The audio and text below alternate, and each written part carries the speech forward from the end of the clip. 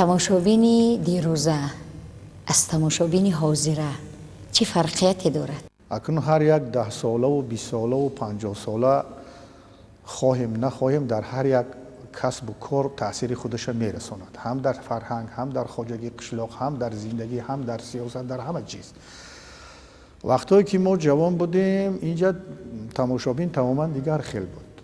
هم دانشجویان آمدن، هم مردم از کوچه و بازار و مردم از خانه هاشون با همراه عائله هاشون می آمدن و امروز این چیز قریب که دیدن نمی شود، گوییم اگر خطا نمی کنیم.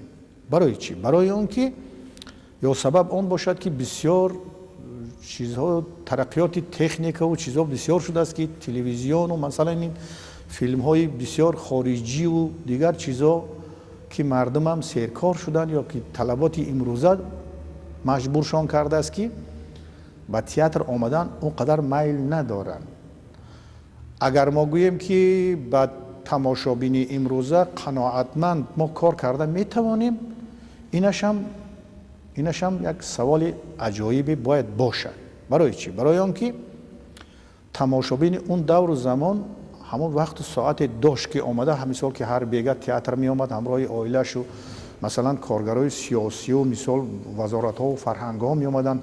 حتی وقتی بود در تئاتر ما همین خیلی کارا بود که هر یک وزارت یک روز همین تئاتر می آمدن برای تماشا کردن مثال کدام اثری که بود مقبول بود پیشنهاد میکرده و امروز همین چیزا اونقدر دیدن نمیشه.